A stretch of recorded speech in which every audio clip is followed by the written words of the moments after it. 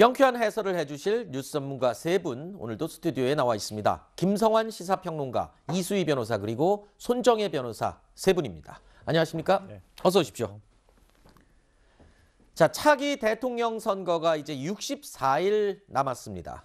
이제 약 2달 뒤면 20대 대통령이 누가 될지도 정해질 텐데 최근 실시된 여론조사 결과를 하나 살펴보겠습니다. 이재명 후보가 37%, 윤석열 후보가 28.1%로 나타나면서 8.9%포인트 차로 오차범위 밖의 격차를 보이고 있습니다.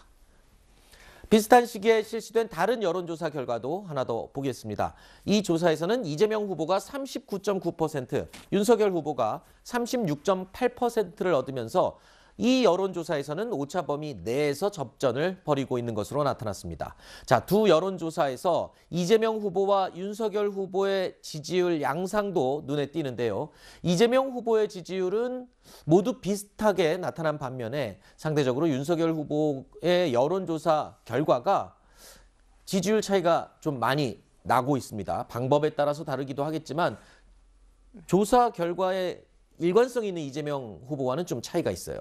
이게 이제 조사 방식이 하나는 그 무선 전화를 네. 면접 방식으로 하는 거고 하나는 무선 ARS 방식입니다.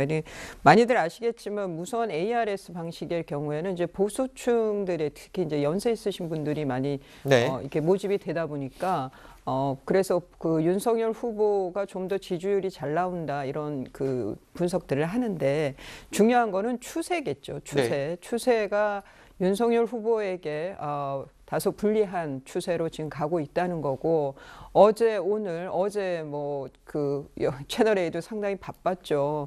그 국민의힘의 선대위 해체와 관련해서 여러 가지 이제 급박한 사정들이 있었는데 중요한 것은 이 추세를 빨리 끊어야 한다는 거고요. 그러려면은 전환할 만한 큰 카드가 있어야 되는데 선대위의 재편이 그 카드가 될 수 있을지 좀 지켜봐야 되겠습니다. 네.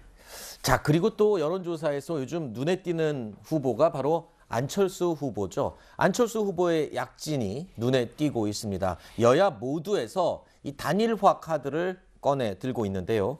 최근에 실시된 여론조사를 살펴보면 윤석열 후보와 안철수 후보가 단일화했을 때 어떤 후보가 더 적합하느냐라는 질문에 안철수 후보가 더 적합하다라고 답한 비율이 41.1%를 나타냈고요. 윤석열 후보가 적합하다라고 답한 비율이 30.6%, 무려 10.5%포인트나 많은 사람들이 안철수 후보가 더 적합하다 이렇게 답을 한 조사 결과가 나왔습니다. 최근에 국민의힘 내용 사태와 안철수 후보의 상승세 이 두 가지가 겹치는 시점에 이런 여론조사 결과가 나와서 좀 의미가 있는 것 같습니다. 근데 뭐 윤석열 후보에 대한 뭐 자질론 이런 부분들이 부각되고 있는 상황에서 안철수 후보의 지지율이 올라가니까 자연스럽게 윤석열 후보에서 실망한 지지층들이 안철수 후보 쪽으로 옮겨가는 것 아니냐 뭐 이런 얘기가 나왔고요. 그 후보 간의 어떤 경쟁력이라는 측면에서 보면 안철수 후보가 조금 더 경쟁력 있는 것 아니냐 네. 이런 이제 인식들이 생겨났다 이렇게 볼 수는 있는데요. 근데 단일화 과정이라는 게 그렇게 쉬운 건 아니에요. 그렇죠.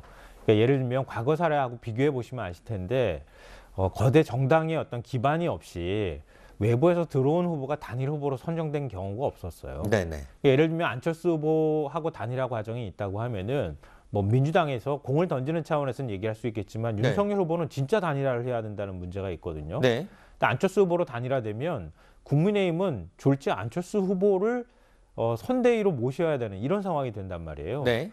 그러면 국민의 당하고 국민의힘은 어떤 관계 설정을 해야 될 것이냐. 이게 결코 간단치 않은 문제거든요. 그러니까 단일화 얘기는 할 수 있고 후보 간의 경쟁력에 대한 얘기는 할 수 있겠지만 실제로 단일화하는 과정 자체는 그렇게 녹록하지는 않다 이렇게 봐야 될 것 같습니다. 네. 안철수 후보도요. 단일화는 없다라는 입장을 계속 고수해 왔습니다.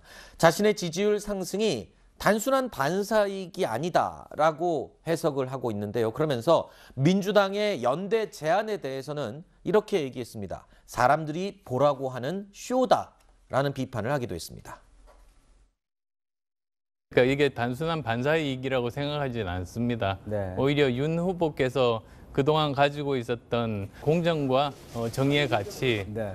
그 반사이익이 상실이 돼서 네. 아마도 앞으로는 정책 비전 이런 걸로 해야 되지 않을까 그렇게 생각합니다. 이제 여당에서는 자꾸 이제 러브콜을 보내고 있는데 여당과의 뭐 연대 이런 거는 아예 불가능한 겁니까?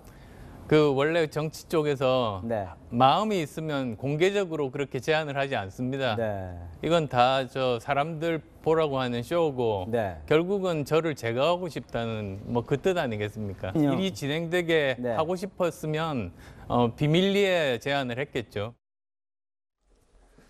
단일화가 간단한 문제가 아니죠. 그리고 안철수 후보도 단일화 가능성을 일축하고 있습니다. 하지만 꾸준히 계속 단일화 목소리가 나오고 있는 상황에서 과연 안철수 후보가 어떤 선택을 할지 이번 대선에서 가장 큰 변수가 되지 않을까 싶어요. 네, 정치는 생물이라고 하지만 이 대선 초기에는 국민이 이미 안철수 후보 없이 우리는 대선에 승리할 수 있다라는 자신감을 비쳤는데 이제는 안철수 후보가 없이는 정권 교체가 어려워질 수도 있다 이런 관측까지 나오고 있는 것이기 때문에 희박한 가능성이 굉장히 매우 높은 비율로 가능성의 정치가 열리고 있는 상황인데요. 네. 일단 주도권이 안철수 후보한테 가는 모양새입니다. 빨리 국민의힘에서 결집해서 이 흐름을 끊지 않는 한 네. 단일화 이슈 때문에 대선 전국이 굉장히 혼탁해질 우려도 있어 보입니다. 네. 자, 앞서 확인했지만 여론조사에서 지금 이재명 후보가 좀 긍정적인 분위기에 휩싸여 있죠. 자, 요즘 분위기는 아주 좋은 것 같습니다만 좌장인 이해찬 전 대표가 이재명 후보여서 행복하다라는 말까지 했습니다. 들어보시죠.